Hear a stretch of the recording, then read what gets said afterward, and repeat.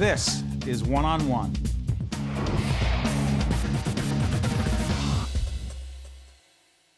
We are pleased to welcome Arthur Darvill and Joanna Christie, who play guy and girl in Once, playing on Broadway at the Bernard Jacobs Theater, 242 West 45th Street. Welcome to our studio here. Thank you very much. Thank you. In Lincoln Center. Guy and girl. What fascinating names. I know. Yeah. You never know the names. You never find out their names. You never find out their names. Nope. No. And this very unconventional love story, right? Yeah. Yep. And you have this accent. I'm from New Jersey. You have a similar New Jersey accent I picked up. Yeah. I'm from just down the road from you. Set this up for us. Once is about? It's about an Irish musician who meets a Czech girl in Dublin. And I don't know if it's a love story. What do you mean you don't know? Well- you know? Well, It is literally guy meets girl. yeah. You're not doing so well when you meet her? Well, he's down on his luck. He's not happy. His girlfriend of 10 years has gone to New York and left him, and he's writing a load of songs and kind of just not really knowing what to do with it. Are you thinking about giving it up at this time? Yeah, absolutely. He's about to just pack it all in, and he lives with his dad above a Hoover repair shop. He's not doing well when you meet him. No, he's sad and angry and Yeah. yeah. And my character sort of sees that in him and sees that he's struggling and He writes these amazing songs. yeah, and just sees that his music is really special and sees that he's giving up on it because it hasn't he's turning his back on it and she basically But you see turns something. around. Yeah. Can we, speaking of seeing, you mind if we see a clip? Let's do it. Yeah. From this very interesting and unconventional love story from Once. Let's take a look. Take this sinking boat and point it home. We've still got time. Raise your hopeful voice. You have a choice. You made it now. Now, let me get this straight. We were just seeing two different actors, not the two of you. That was us. That was not you. Those were two actors who were in it before, two American actors, Yeah. different accents. Yes. Now, how did they do on this? Did they not do that well? No, they were pretty bad. Only They were Tony. great. They were, how great? Come on, they won a few Really awards. great. Yeah. They won 8 Tonys. Oh, When but the who's show counting? opened. Well, So these guys Producers win, of the- so they win big. Yeah. Yeah. And you guys are brave enough, or as you said before, when we came on the air, stupid enough. stupid enough. So you come in, Uh-huh. and you're actually very confident enough, and the producers thought you were terrific enough to come and do this. Why? After all this success already for Once. Well, I mean, to be honest, we'd be nuts to turn it down because it's an amazing opportunity. The show is just really, really special. And What do you so love just- about it? I find the story very special. I think it's something that a lot of people can identify with. The music is incredibly special and seems to speak to so many people, regardless of their age, background, taste in music. It just has a really amazing impact on a lot of people. I think it's a really realistic story about two people changing each other's lives. Yeah. And it's not what you would think necessarily from a Broadway musical. It's not like a big glitzy as you see from that. You know, it's set in a bar, everyone sits around and plays their own instruments. I think it's really rare, and I think it's a real gem here Simple. on Broadway. And we do get the chance to play our own instruments and sing. You know, there's no band. We are the band. And you told our producers, and you've told other people that just keeping your vocal, how do you Health. say it? Your vocal health together is a huge challenge. We were Yeah. just talking about this before. Yeah, For we real, always talk you were about it. talking about it? We're always Yeah. whinging about it. What does that mean? Because neither Arthur nor myself we've never done a musical before, and Is that right? Yeah, we've always done music, Not for this long, anyway. but Yeah, it's like... I've never had to sing this much before, and neither has Arthur, and so it's been a real challenge. Neither of us knew if we would be able to do 8 shows a week, but so it's just finding out. I'm sorry for how we- interrupting. Explain to the folks the 8 shows, how that breaks down, because So not we everyone do knows. Tuesday, Wednesday, Thursday, Friday, Saturday nights. And then we also do Wednesday, Saturday and Sunday afternoons. And one day off on Monday. What's Monday like for you? I do nothing. I don't see anyone. I eat all day and... You do not. I do. I do. I do. I just want to do nothing and I don't want to talk and I don't want to use my voice and I just want to enjoy the culinary delights of New York. Do you sit at home watching PBS all day? I Just go watch home. Breaking Bad, I'm afraid. But then you Sorry. watch PBS? Yes, I'm not talking to you anymore. What do you do on Mondays? Pretty much the same, really.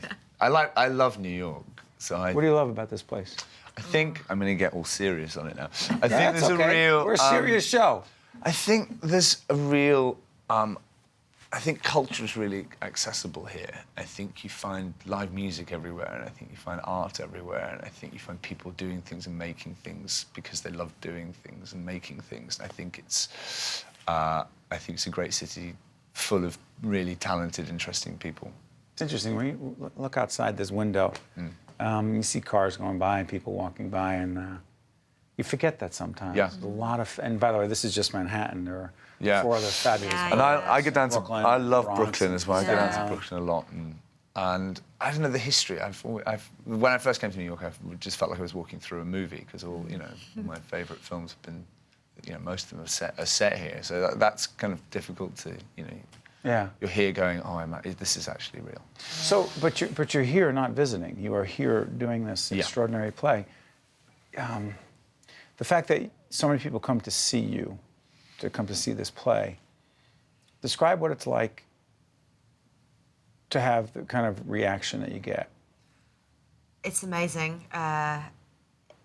It's amazing. We get amazing letters from people that tell us how seeing the show affected them and how it really spoke to them and how much they loved it, and that just validates what we do so much. It's an incredible feeling, and meeting people after the show. People are far more vocal here than they are in London, which I really love. What do you mean more vocal? Because I hear people can actually come up on. What do you mean people come up on the stage? Our producers keep telling me people come up on the stage. It's set in a bar, so at we the set it beginning, up like a bar at the beginning of the show. You can come, and it starts with. Jam session. It starts with like a bit of a jam with everyone on stage playing music, and the audience can go and get a drink and join in, and it's like a jam session in a bar. They're involved. Yeah. Yeah. Well, we don't give them instruments. I just want to make it clear they're not performing. No. Okay. No. You connected, but they're connected. Yeah. You like that? Yeah, exactly. It's sort of just breaking down the barriers to sort of set the pace of the show, which is that we're all in this together for the next couple of hours and part of the once family. And it's amazing looking out during that when we play that song, you're kind of staring out to the audience and you see couples just kind of leaning into each other. And that song? Called Falling Slowly. Which won an Oscar. Yeah, It was a movie originally. And Glenn and Marquetta, who wrote the music, are geniuses. And people respond to it. Yeah, people do respond. Why do you think? I think it's good music from the heart. Yeah, it's such a simple song. Like musically, it's so simple, but that just makes it accessible and speaks to everyone. Yeah, and you have said that the writing. I'm going to get this right. You said it's bigger. The writing and directing is bigger than any one performer. In the play. What do you mean? It has to be the same with most theatre. Sometimes it's not. Well, this is a very ensemble. Yeah, it is. Show. It's a real ensemble piece, and it's the play is bigger than all of us, and now it's done so well. There's a version of the same show in London. There's a tour going out. There are other versions of the show going around across the world, and it's set in Dublin and it's very Irish in the way it's been written, but it speaks to people, now all over America, all over the world, in England. It's one of those stories that is bigger than all of us. Speaking of bigger than all of you, because it's such an ensemble situation and you are a team, egos. I'm not just talking about the two of you. Jo's a nightmare to work with. She's impossible. She's absolutely It's funny, we've heard that in public television, and I'm surprised you actually brought it up. But since we are talking about it, can we talk about the problems you've had with your colleagues? You're laughing, but no. Oh my God, don't. Come on, stop. I like how you say don't like that. It's a great accent. Stop. I'm only joking. No, but I do get the fear because, like, in our company, I always say there's not one bad egg, which usually means I'm the bad egg. No, but what's up with that? We hear that you really do have this really terrific ensemble team. Something about playing music with everyone as well as acting. You think it's the with music? people. I think it's. You can have music with creepy people. Yeah. And apparently you don't have creepy people. No. Or the creepy people who don't want to act creepy in front of each other. What's up with that? I'm creepy. I'm creepy when I get home. Yeah. But together, you really do get along. Yeah. Because? It's just a big It's a It's big a family, yeah. And it's like being in a band. We have to all keep the ball up in the air. We all have to carry each other. We all have to help each other, and we all have to listen to each other all the time to play together. And there are fights and stuff that happen, but most of them are creative fights. It's never really people. No one has an ego. I don't think in art. Not about turf. No. Not about FaceTime. No. It's not like television. Okay, I got a minute left. Got to do this before I let you out of here. When did you know you wanted to do this kind of work? Forever. Come on. Forever. I used to go to pantomimes when I was 3 and just was in awe of the people on stage, and that goes as far back as I remember. Yeah. Yeah, similar. I'd come from a strange performing family. My mum's a puppeteer and my dad's a musician, so I grew up in dressing rooms. Banker, lawyer, insurance salesman? No. Not happening? None of that, no. My mum's a musician as well, and a singer, so it's in the blood. Yeah. Well, we are very glad you've chosen the careers you have, and Very much. people can see you as guy and girl. Fascinating. Once on Broadway at the Bernard Jacobs Theater on 242 West 45th Street. I want to thank you for joining us and wish you nothing but success and the best. Thank you Thank very you so much. Great job. One-on-One with Steve Adubato has been a production of the Caucus Educational Corporation, celebrating 25 years of broadcast excellence in partnership with St. Joseph's Healthcare System. Funding has been provided by Barnabas Health, Berkeley College, the law firm of Gibbons PC, United Water, Wells Fargo, Verizon Communications, and by New Jersey Natural Gas. Transportation provided by Airbrook Limousine, serving the metropolitan New York, New Jersey area. One-on-One with Steve Adubato has been made possible in part by the Adler Aphasia Center.